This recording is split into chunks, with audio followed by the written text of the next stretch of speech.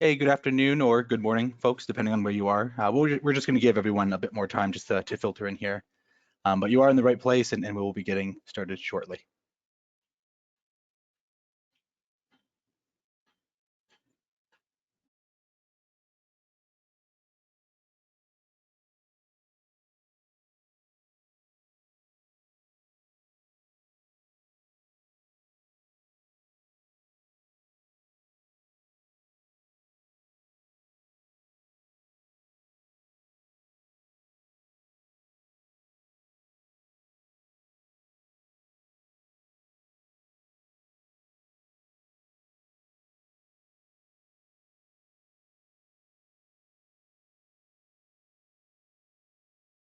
All right, everyone. Welcome to this Bonfire webinar on the 4 contract management risk that increase project spend and how to avoid them. We'll be going ahead and diving into the presentation here and just talking through this topic. And we have a lot of cool stuff prepared for you, and I'll actually spend some time just introducing who we are and talking through what the agenda is for today. Of course, if you do have any questions, we will be having an open Q&A session at the end of the presentation. But there's a chat in here. Feel free to throw questions in as we go through. I'll be able to answer those questions. And we also have a special guest, Carol Izio from Sheridan College, who will be able to answer some of those questions as well.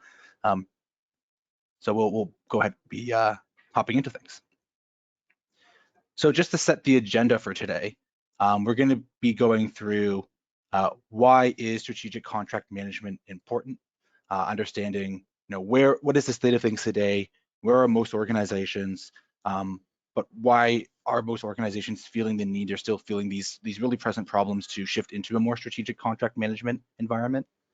We're going to dive into 4 contract management risks that increase project spend, specifically how Bonfire mitigates contract management risk. And then I'll be taking you through some specific use cases of exactly what the software does and how it addresses some of those elements as well.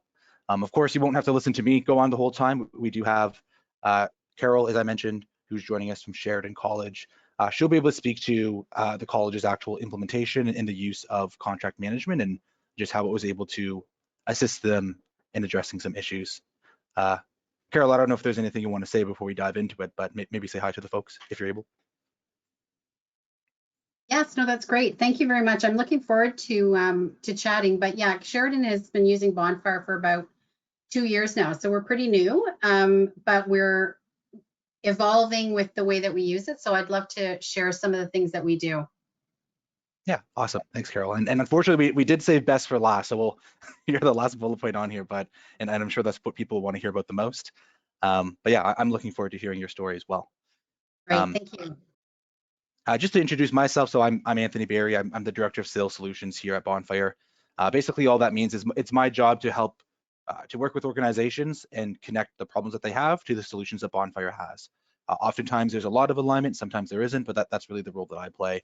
And really, the reason why I'm doing this is I just have the benefit of talking to hundreds or probably maybe even thousands of finance and procurement teams just over the last 6 years and helping them understand how technology can enable them to be more strategic and proactive.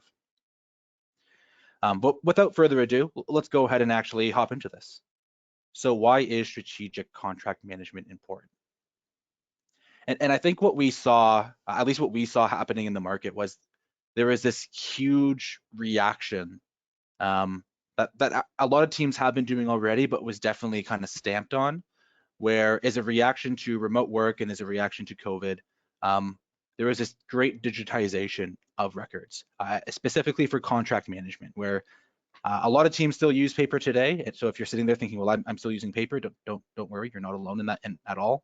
But we did see this sort of huge rush to see teams move towards the digitization of their contracts. But what I think a lot of teams really quickly realized was, while of course having a digital record is more easy to access than a paper physical record in a space we can't go into, teams were still facing the same types of problems, the same types of issues that they were when they were working with a physical medium as compared to a digital medium. So when we talk about strategic contract management, it's really taking that next step of not just having a digital space to store all this information, but having a platform or a tool that allows you to do automated analysis of that data so you can be much more proactive and understand what's going on. And when we look at the 3 key reasons for why this is important, the first one on here is this idea of minimizing problems and reducing potential claims and disputes. So this could be something as simple as, yes, we're storing our contracts in our share drive. Yes, we have a spreadsheet that has some dates on it, but we're still in a position where we're missing contract renewals. We're still in a position where we have vendors who are performing services on site without the proper insurance. We're in a position where we've added new health or new COVID screening requirements for vendors who need to be on site, but we don't have those surveys or that information tied against, the specific agreements that we have with them. So just having those records digitally is good, but there's so many other dates and so many other pieces of information that are critical to understand. And really what strategic contract management is about is giving you and giving your team the lens to understand what that data means and what action needs to happen against that data versus just the storage of that data. Really that moves into the second point we have on here, which is this transition from reactive to proactive vendor management. And this is something that we hear about a lot, right? Where I kind of spoke about being just proactive with managing dates and expiring documents and things of that nature. There's also this idea that for a lot of teams, you put all this effort into establishing these contracts and establishing these relationships, and then sometimes as finance or as procurement or as legal, you don't really think about those agreements until we're 3 months out before this contract needs to be renewed or extend. So again, imagine a world where instead of just kind of kicking that off and only looking at this when you have to, you could be actively getting in data from your end users, from your internal customers, where they could be saying, yeah, this vendor is really good at this, or no, this vendor is really bad at that, which will allow us to be much more proactive in terms of understanding the service that we're getting, and allow us to be much more proactive in terms of how we actually manage that relationship and manage that agreement that we have with that supplier. And the last point that we have on here, which is one that I'm sure will hit home for a lot of the folks on the line, is that strategic contract management is important because it reduces the likelihood of project overspend. And of course, this is probably felt most acutely with any type of construction project, right? Where we have all these different stakeholders involved. We have an engineer's estimate that we're working against, and we're spending against that estimate, trying not to go over. I think everyone can understand the importance of having everyone on the same page and having the importance of making sure that we're tracking spend against a contract in that instance. But even for something as simple as a contract lapses or a contract auto renews into a new period, when we actually don't need that service in place, there's just a lot of instances where there's really low-hanging ways to avoid unnecessary spend that aren't being surfaced because teams don't have a strategic way to look at contract management. In fact, just one stat that we have here from a third party, World Commerce and Contracting. So they stated that risk and inefficiencies in your contract management process can result in an estimated 9% increase in overall project spend. And that's coming from a variety of sources, right? I'm sure there's some of that where it's just project scope. There's some elements where it might be those contracts lapsing, like I mentioned. But when you think about all the spend that's going and attached to formal contracts, and you think about 9% of that spend is a flat line to increase, we're not talking about a small amount of money. And again, these are avoidable mistakes that could be putting that money back into your organization's pockets, so to speak. So flowing directly from that idea of, the 4 contract management risks that exist that do increase project spend, we've really boiled it down to these 4 key points, and we're actually going to be addressing each of these 4 key points just in the presentation that we have, and I'm sure Carol will speak to maybe a few of these, just depending on what the use case is. But the first one here is that there's no single source of truth. And this is kind of really baseline, right? We have different documents for different contracts living in different places. Yes, maybe they're all digital, but maybe IT and public works and all our different departments are storing their own documents. So it's difficult for the person who actually own those arrangements, who own those agreements, to interact with those different documents. It just makes it really difficult to understand what the current state of a contract is, or to understand what the larger contract database that we need to be working on is, without that single place to go ahead and take a look at. There's really no true visibility. The second contract management risk here is, or rather the problem is, that teams are being too reactive versus being proactive. We hear about this all the time, but a lot of times teams just get stuck kind of renewing with contracts or not understanding whether they want to re-explore the market, because they're not understanding the quality of service that they're getting from their providers. because they're not giving themselves enough time to recompete or retest the market if that's something that they need to do, or because they just don't have the knowledge, or they don't have the reminders that are forcing them and bringing people together to actually make sure that everyone's on the same page and that we're working towards being proactive in managing these relationships that we have. And really the second point, I'd probably estimate that this is where a lot of the unnecessary spend can be attributed towards, is just not giving ourselves enough time and not understanding the different paths we can take on a contract before it's too late. The third one on here is no clear and easy channel of communication. Again, this kind of has a lot to do with step number one, in my opinion. Once you bring all the data together in one single source of truth, you also want to bring all your people to interact with that data in a single source of truth. So that means that we can create that internal collaboration space through a contract management system to make sure everyone's on the same page with milestones, with spend, where everything's being updated and tracked. Again, it's not just about storing the documents, it's about telling the story of what's happening throughout that contract, and making sure that we have checks and balances, and that we have notes, that we have different stakeholders involved at every key milestone as we move through the actual contract here. And the last one here is just the inability to effectively manage risk. And I mean, of course, there's potential legal costs or potential costs that we might be incurring without having insured vendors, and that's a pretty serious instance. So hopefully, knock on wood, that doesn't happen. But I think even just without the hard savings associated with this risk, I think just the soft savings of, we need to be able to do things by the book. We want to make sure that we're protecting our staff, in some cases our students, and in some cases, whoever it might be. We just want to make sure that we have the right documents in the right place to make sure that we're not exposing ourselves to any type of a risk. And this could be something as simple as just managing insurance certificates or managing vendors who are going to be on site, all those other instances that I mentioned earlier. So those are the issues, and really one solution, and obviously a solution that we feel is a strong one, is Bonfire's contract management platform, which enables teams to mitigate contract management risk with a variety of different product features. And really the three that we're going to be diving on, just through a quick sort of screenshot demo, will be how Bonfire can provide a single source of truth, and how we can centralize all the information together, but more importantly, how we can allow you to action against that information, to pull reports, to filter, to slice and dice information based on what it is you want to understand. For some teams, that might be, hey, Bonfire, show me every single contract that we started this fiscal year through a formal sourcing event. Or, hey, Bonfire, show me every single contract that we need to start working on in the next 3 months, so we can start working on those right away. Whatever that report is, that's a really common application of the system. Simply staying on top of upcoming contract milestones, tasks, and contract options, making sure that we have those options clearly defined, making sure that we have the right stakeholders who are plugged in, who can see what the different options are. Just giving all your internal stakeholders visibility into the agreements and milestones is a critical element of this. And then lastly, just the ability to understand and manage vendor performance, not just to have these contracts established, exist, and then actioned, but rather how do we engage with the internal customers as the vendors are performing services, so we can understand if we need to make an action, even let's say before the contract ends, we have the knowledge and the ability to do so, or at least have the knowledge and the ability to make a recommendation or to speak with the vendor so we can try to correct their performance if there is an issue in there. So with that being said, let's actually go ahead and dive into how the Bonfire product features allow you to do this.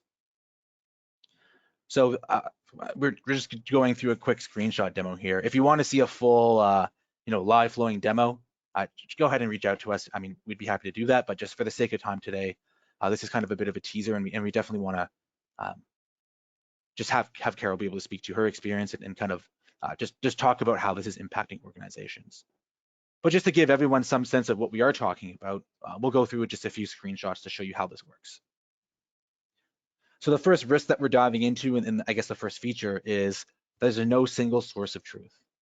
And what we can see with Bonfire's dashboard here is that this is all about consolidating the data that we have into this one centralized view, where I can actually create these visual filters to see, well, Bonfire, show me all my contracts that are ending in the next year. Bonfire, show me all my contracts that have, a lead time, which, every contract has a start date and an end date. But what Bonfire allows you to do is to track lead time, which is we need to know what we're doing 3 months before this contract ends. We just want to make sure that we're giving ourselves as much time as possible. So the system provides these very visual reports to understand what's coming around the corner or what's going on in the next 6 months. And then we can use this platform to actually dive into to say, you know, Bonfire, of my 42 contracts that we have to work on in the month of, let's say, March 2022, how many of those belong to the IT team that are also over $50,000 in annual value? So you have the ability to filter through that data and get really specific and granular with those reports to understand, exactly what you need to. But again, all based on starting with a single source of truth in the dashboard. The next risk is being too reactive to project milestones and vendor performance.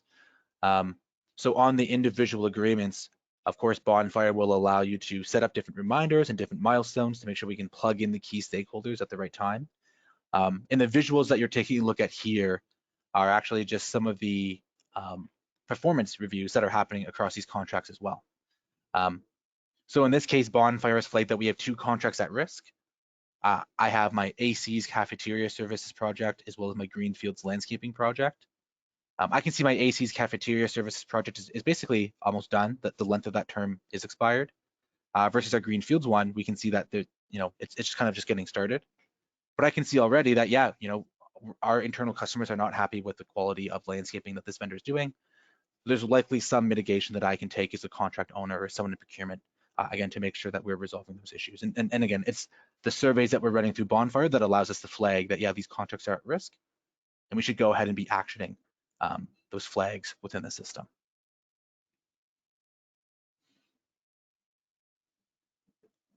The third element we have on here is this idea that there's no clear channel for communication.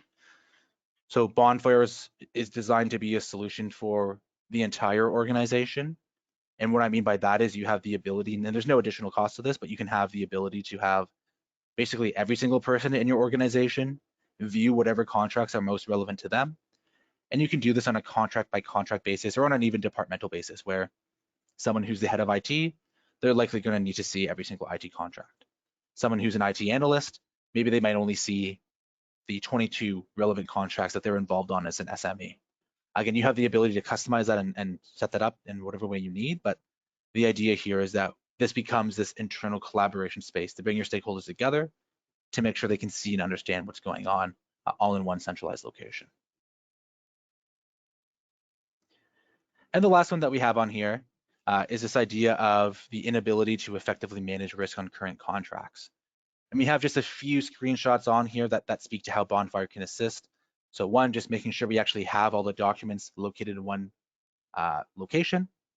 But Bonfire additionally gives you the ability to track insurance certificates against suppliers. So if you have multiple contracts with a supplier, we can see the one insurance that we have with them to make sure that automatic notifications are going out to the supplier, automatic notifications are going out to the right procurement or finance staff to ensure that we're actually managing that risk and to ensure that vendors are going in and uploading those new insurance certificates as well. So again, those are just really 4 examples of one, how Bonfire brings data together into one centralized location. But I think really what's more important and what the next step of this is for a lot of organizations is how do you use a platform, or what is the importance of a platform that gives you strategic insight to report, to have visibility, to get notifications, and to action the data that exists online. Now, of course, that's just a very general overview, and if you'd like, we can definitely go through a deeper dive if you want to reach out to us. But what I thought I'd do here is pass over the proverbial mic to Carol, just to speak through how Bonfire has impacted her organization at Sheridan College. So Carol, I'll go ahead and kick it off to your slides, and I'll let you take it from here. And just let me know when you want me to move from slide to slide. Okay, great. Thank you. So this is great. So I think for us, and just to give you a little bit of background on myself, I've been in public procurement in Ontario for about 17 years now. And I just started in education, so at Sheridan College, probably a year and a half ago. So just post-pandemic, the lockdown. So the college closed on March 16th. I started work at the college on March 30th. So I've been virtual the entire time. But prior to that, I worked in the hospital sector. So in the healthcare sector, Bonfire was also used there. So I was able to bring some sort of information over from my previous jobs over to Sheridan. And one of the things that when I came into Sheridan, we didn't have anything to manage our contracts. So they were definitely in a folder, in a bunch of folders, named in however people named them. There wasn't definitely a naming convention that we could easily retrieve them. So the other thing is I had no idea when I walked in when contracts were expiring. And that was my biggest thing. I wanted to look at what was coming out in the next 6 months so we could sort of plan our resources as to how we're going to tackle that. The other thing that I really wanted to look at is how many contracts do we have with one vendor? Because I noticed the individual departments did a lot of things on their own. So I wanted to see if we had multiple contracts with the same vendor that we could look at doing something with. And then just the way the files were stored, they were all over the place. So I was really feeling a little bit lost, and I didn't have any visibility to what was going on. So that was kind of my triggers, is wanting to stay on top of things, the expiry. I didn't like getting emails that said, okay, our contract, we just got a call from the vendor and our contract expired yesterday, which happened quite a few times in my first few months. So we had to figure out a solution really quickly. So we decided that, adding the contract module from Bonfire was our best bet. We were already using the e-procurement, so the sourcing piece of it and getting all the bidding. So we thought, you know what, having everything in the same software was going to be, our best bet. So that's what we started, working towards. You can flip the slide there, Anthony. So what we did is we basically started from scratch. We worked with Bonfire to say, okay, we want to do a mass upload, obviously. So give us the Excel spreadsheet that we need to have, format it in, and we'll put everything in there. And we literally spent, the next couple of months searching for where our contracts were, putting in the information into this Excel spreadsheet to upload it. And we did it in phases. We did all the active contracts that we could find, and we did those in a couple of different mass uploads. And then we went back to some of the legacy contracts that we thought would be useful to be able to find from a historical perspective. So some of the bigger ones, so like food services or security and things like that, that we would want to be looking at as we started developing other RFPs. So we put them all together. We did some cleanup, we did some uploading, and once we were in there, we started doing a little bit more cleaning up, used it for a little bit of time, and then said, okay, do we need to add any more details? Do we need to add any more fields? Are we using certain fields? Do we need to make certain fields mandatory? Because when people go in and key in a new contract, we want to make sure that they're not leaving a bunch of fields blank, because then again, that's not going to give us a lot of information. We made sure that we had the signed agreement for all of these initiatives. So the document that's on there isn't all of the sort of operational documents that we would use to develop this contract. It's just the final signature signed document. So we have that. We archive all the other documents in a different area because they're not usually, we need to access them very often. And what we've started to do over the past, I would say probably 6 months now, is we've started to give access to other departments. So facilities, for instance, we will give them access, administrative access, to view all of their facilities contracts. So they can go in there and they can see how many contracts they have, who they're assigned to, when they're going to be expired, all that sort of stuff. So if they wanted to look at it and even look at the actual physical signed contract, they can go ahead and do that. If there's something in the contract that they needed to research, they have access to that. So we've started launching that out to some, I would say, bigger users. IT is another one that we've launched it for. And it's going well. I think we just need to continue to let them see the value of the database of all of these contracts being in one spot. The one thing I would say is we did talk about, Anthony talked a little bit about what are we looking at it from a strategic perspective. Well, because we're a public sector organization, we have to follow the trade agreements and the broader public sector directives. So there are certain things that we have to post about our contracts. One is anytime we do a sole source and we don't do a public tender, we have to post anything that's over $100,000. So Bonfire allowed me to do this report in 5 minutes. So I can sort by the type of initiative, which for us would be sole source. I can sort by the value of it, and I can sort by the dates. We have to do it every fiscal. So I literally can run this report in 5 minutes, whereas before it would take days to run the report when all of the information. So I run these reports on everything that we did as a sole source. We can put it together, we can post it, and it literally has saved so much time. And the accuracy is there, because before we weren't sure if we copied them all, did we miss some, and that sort of thing. So that, just the analytics around what we're able to do in the compliance has been huge when it comes to the contract management. I'm just going to pause there because I still had one thing. I just wanted to talk about the initiative, how we use this as an initiative tracker too.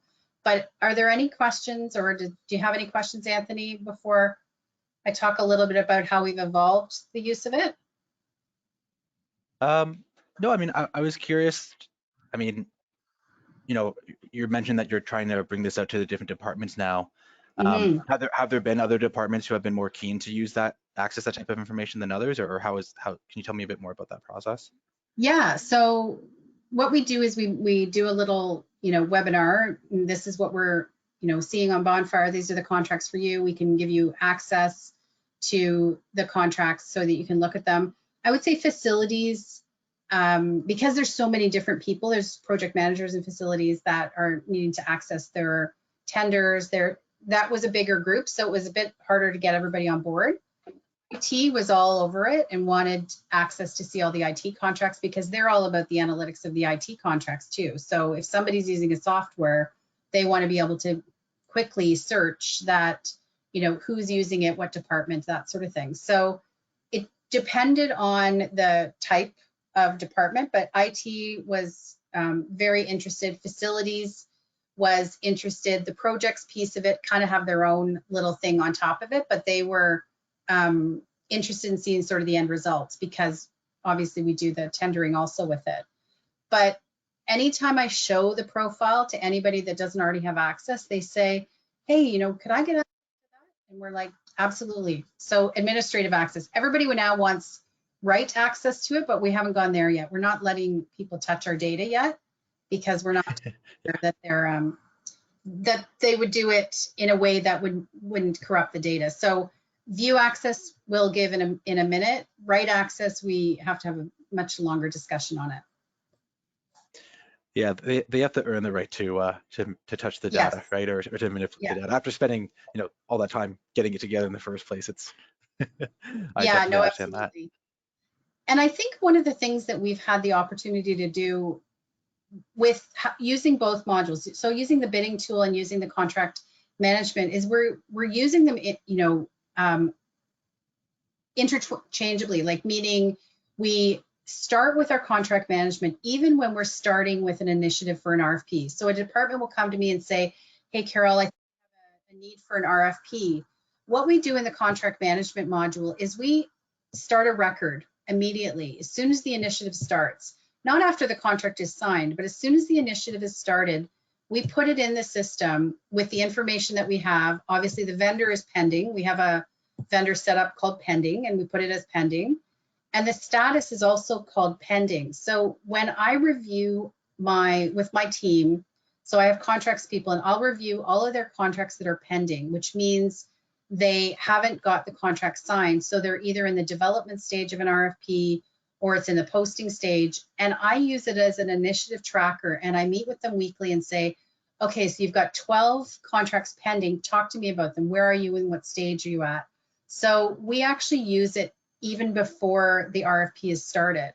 Then obviously when specs and everything are done, you move it over to the bidding stage, you do the RFP, and then you come back to the contract module, and that pending, you will put the date that it was executed, and then it becomes an active contract. So we're actually tracking it right through the whole life cycle of that process, which helps me to keep track of what my team is doing before it actually hits the RFPs, like the posting of the RFP. And it allows them to not have to remember every project that they're doing or keep a separate Excel spreadsheet of all of the projects that they're working on. So that's kind of one of the evolutions that we've made in the past year of how we use the contract management system. Yeah, very cool. I mean, I guess on your team, Carol, do you have do you have it where like a specialist is working with a specific department, or are you using that to like allocate bandwidth as well? No, it's totally to allocate bandwidth. I have Yeah. two people that work on RFPs and one that works on RFQs. So it's really to say for the two that are working on RFPs, I look at it and say, how many does this one have? How many does the other one have? Because they interchangeably work with all departments, but I use it as a resource allocation for myself also. It really helps. Yeah. Okay. Yeah. Very neat. Yeah, so if you want to just go to the next slide, Anthony, that would be great. Yes, the one thing, if you're thinking about doing the contract management module, I would say there's lots of lessons learned, but one of them is start small with the number of fields that you want filled in. So, don't look at it and say, okay, we have to put every single field in there forever, because you're going to notice that there's just a few fields that you probably really need. So I would say, 10 and under or a dozen and under, but I have also worked in an implementation when I was at the hospital where we did Bonfire and we started off with 25 fields, and it became really difficult to enter a contract every single time because not all the information was known right at the beginning. And when it's not known right at the beginning, then we tended not to go back and update it. So it became, a challenge. And then we made it mandatory because it was always left blank, and then people couldn't enter the field. So I would start with a small number of fields so that you can get a really good handle on it. And that's where you talk about need to know and nice to have. So what is information when you're looking at doing an analysis that is a need to know? A need to know is obviously the dates, because that's going to trigger some signals to yourself or to the person in charge of the contract as to when milestones are happening. Need to know is the value, because at the end of the day, you might be wanting to review contracts over 100,000 to see when the next RFP is going to come up. And if the value is not in there, then obviously, you're going to be reviewing things that are $5,000 that are going to be a waste of your time. So there are certain things that are absolutely need to know. The nice to know might be, things like the contact person for the department. You might only want to know the department. You may not, worry about the contact person. You may not worry about insurance because everybody that signs a contract with you has to have that, because that's your mandatory requirement in your contract that they have to have the appropriate insurance. So if by signing that contract, they're already signing that. So you may not really, it may be nice to know if you have an insurance document or something, but you don't really need to know it. So there are certain things that you just have to look at and say, would that be nice to have or need to have, so that you don't get too crazy with the fields. And making mandatories where they need to be, because mandatories are really important. Because if you if you don't put a mandatory in a value for the contract, they're going to put nothing in there, and the contract, you're going to not know if it's a $1 million contract or a $10,000 contract. So the value mandatory fields are really important. And then the one last thing I would say is it does start out a little bit messy. When you're starting to load in your mass uploads of your Excel spreadsheets into Bonfire, and then you start looking at it, there is some cleanup that has to be done. It is a little bit messy, but it doesn't take long for you to, really understand what needs to be cleaned up and what's a project for a summer student that you're going to hire next year, because the functionality of Bonfire comes very quickly. So the rest of the cleanup piece of it can come, a little bit later, because the functionality comes almost immediately as soon as you're able to upload those documents in the mass upload. I would say I probably would not have been able to have a virtual team that's as successful as they are without having used the contract module during this virtual working time. This would have been impossible for us to maneuver the system we had before. So this has been, quite important for us to keep up, and we use it as an everyday tool for us. It's just become part of what's open on my screen every day so that I can do quick, searches on it all the time. Yeah, that's good to hear. For me, yeah. Cool. Well, thanks, Carol. I think I've been seeing little questions popping up, and we are flowing into the Q&A period in just a second. If you did want to take a look at that demo, here's a link: gobonfire.com/demo. If you just Google Bonfire, well, maybe Go Bonfire, you might get some pictures of actual fires if you Google for just Bonfire, but you'll find us. Go Bonfire contract management, and you can go ahead and ask for a demo, and we'll get in touch with you later today. But yeah, if there's any questions, I think there's been some that have been filtering in through the chat. So I'll go ahead and pull that open. But yeah, we can go ahead and take some of those questions. Okay, so I can see a few coming in. So I have an answer for this, but maybe Carol, I know you spoke to this just a bit, but generally speaking, how long does an implementation take for contract management? I have my kind of canned answer. Yeah, Carol, you just talk through your experience. Yeah, so I would say that there's a bit of an internal timeline and an external, like, a Bonfire timeline where we have to engage. There's always some, internal work that you have to do depending on how far away you are from, organized. So our only saving grace is that they were keeping a spreadsheet of contract names and numbers for our implementation. So we were able to quite quickly move some information into that upload sheet, but there was a lot of other information for each of the contracts that we had to go and find by either opening the contract. So I would say from the time that we started an upload to the time where it was completely, that it was functional, but we still had some cleanup to do, it was probably about 8 to 10 weeks for us. It was very quick because I would say once you give the upload sheet to Bonfire, they're really fast about it. It was then the cleanup stage that probably happened for a period of 6 months, but we were still using Bonfire after that. So I would say 8 to 10 weeks for us to get it going. Yeah, thanks, Carol. There's some more just kind of yes/no questions that I'll just burn through here quick, because one of them is, sure, do you have to use Bonfire e-procurement in order to use contract management? So the answer is no.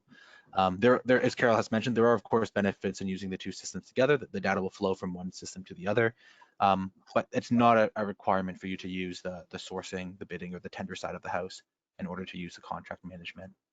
And then kind of a similar question, is contract management only for contracts run through Bonfire? And the answer to that is no as well. And I was actually curious, Carol, if you have any use cases or instances of, when you are putting contracts that aren't attached to a formal tender or a project that's in Bonfire into the system. All the time. We use that all the time. We do, so publicly posting on Bonfire, we do anything over 100,000, but we put contracts in all the time under 100,000. So for us, we just create the, add contract and just create the field, add the document to it. And like I say, we use the contract number from Bonfire that's generated. It's generated automatically throughout everything. So we use it on our RFQ tenders. So we'll generate a number from Bonfire in the contract management module and use that number to track through the entire life cycle of that contract. So yeah, we use it for everything. Awesome. Another question is, what support is provided to your clients when they are going through the phases of uploading contracts? Again, I have my canned answer, but Carol, I think this is more valuable for you to answer. Yeah, so the support is amazing. I would say that in any module that we've ever looked at, the support from Bonfire is amazing. The contract management piece of it, we had, regular standing meetings. We could do ad hoc meetings. Like, they were very good at, if for some reason we were at a block, we needed to have a meeting, that day, they were very good about being able to accommodate. But I would say until you're up and running and you're comfortable, you can say, I think we can do this on our own. They're there, with you through the entire thing. So the support would never be disappointing to anybody. I would say that's one of the most reactive, and even the chat, like even the, can I help you? They're real people answering your questions. It's not just a computer. So they're extremely helpful when it comes to things like that. So I would say you're going to have no problems with the support. Yeah, thanks, Carol. There's two questions that I see in here, and again, folks, if you're online and you want to type questions into the chat, you can go ahead and do so, and we'll answer them. I'll ask this more sort of straightforward one first, which is, can Bonfire integrate with my ERP system? I imagine that's for like, there's some allocation of spend or some allocation of like that rec number that's being in your financial system as well, and we could build an integration.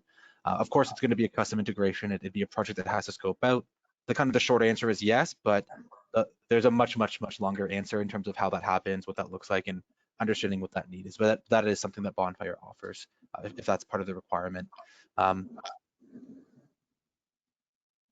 Truthfully, most of our customers choose not to do that. They don't think it's necessary just for the use case that contract management is providing. Carol, was that something that you considered at Sheridan, or not really? No, not for us, because I think for us, we're happy to have it as a standalone system. There isn't really much that would integrate anyway, so I don't think there would be any value in doing that.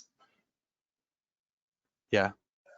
No, I agree. But, of course, the answer is yes, but I think for the overwhelming majority of organizations we work with, it's not something that's necessary. And of course, that helps with cost mitigation as well, right? I mean, if you're not getting much, but you just have to pay money to create this connection to, in some cases, Yeah, like just push a rec number through, it's like, is that really worth it? Probably not. But, yeah. and then the last one, which, oh, I lost it here. Oh, here it is. How can teams assess vendor performance for each contract to better understand if they should renew? So I know I kind of glanced over this just a bit quickly in sort of the screenshot demo that I went through. But to get into the weeds more specifically, so what Bonfire will allow you to do is we can create a series of automated surveys. And on those surveys, you can control, there's really three key things that you're controlling. The first is, what questions are we asking in that survey? The second thing is, what is the frequency that these surveys go out on? And the third thing is, who are the internal customer members who are getting those surveys? And basically the idea here is that, for like a landscaping project or landscaping contract we might be, incurring a service every month at a minimum from the vendor on staff. So maybe it makes sense for me to do more frequent surveys because I'm going to be getting new data as the end user, or getting new data is that the actual customer to say, yeah, they did a really good job this time, or no, they were late this time. And then we can build and collect that data versus, of course, for, a one-time contract or a one-time survey, it might make sense just to send it out the once. But the whole idea is that we can set up an automatic cadence of surveys for your internal customers to fill out. They fill out the surveys, and then Bonfire will automatically populate that data back together into a matrix. And what that data will action for your staff is, whenever reviews are really low, like 50% or lower, we're going to make sure that all the key stakeholders get a notification. So this way we can actually work on proactively rectifying those issues with that particular supplier. Of course, if things are going really well, you'll just be collecting that data in the background as well. And when it comes to make a decision on whether we want to renew a contract or extend or whatever it is, we're going to have that positive data from the end user saying, yes, we like the service that the supplier is doing. We're satisfied with what they have set up so far. Typically, we do see this as like kind of the final step for organizations as they go through the strategic contract management journey. Is that something that your team has started taking a look at yet, Carol, or is that something that's in the scope of your project? Yeah, we've started. I would say we're kind of at the infancy stages of it, just because we have had a lot of other projects to work on. But yeah, no, it is really important. We've done a few surveys for, funny enough, our landscaping contract, because we came up to a year with it. So we sent them out to the internal stakeholders, and they filled it out, and then we got a score for that vendor, which is great.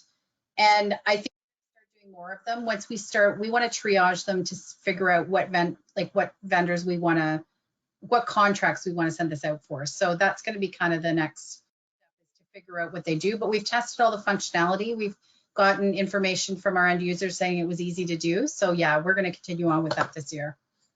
Okay, yeah, very cool.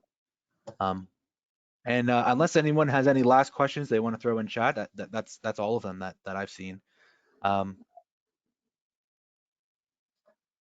don't know, Carol, if you have any closing thoughts or final remarks. Yeah, I would say that for me, it's really about not using the tool just as a repository for contracts. It needs to be used because what I do is I run queries and I run reports. You can download the whole thing and then do pivot tables off of it, anything you want to do. But I do it and I find projects that we can work on, like show me how many contracts that are by this vendor. And then I find out where we have 8 different contracts signed by 8 different departments for the same vendor. And it allows me to be strategic in looking at consolidating and maybe doing 1 or 2 things, a master agreement with all of these, statements of work below, and then look at, negotiating a better price. So I would say, if you're thinking about doing it, don't think about it as just a repository for contracts. Think about it as, as Anthony was saying, a strategic tool that allows you to sort of see and vision what you can do, in the future with these different suppliers. Yeah, thanks, Carol. I mean, thank you so much for joining and sharing your perspective. I mean, of course, it means so much more for you to come on and share your experience versus me talking about Bonfire. So we really do appreciate it. No But with that problem. being said, yeah, thank you. We don't have any more questions in chat, so also thank you to our participants for coming. Hopefully you found a valuable lesson in this and from what we talked about through the contracts and from Carol's experience. Again, if you do want to connect with us, you can do so on our website. Google Bonfire Contract Management or Bonfire Procurement, and you'll find your way there. But with that being said, thanks again, everyone, and hopefully we'll see you at the next one. Take care.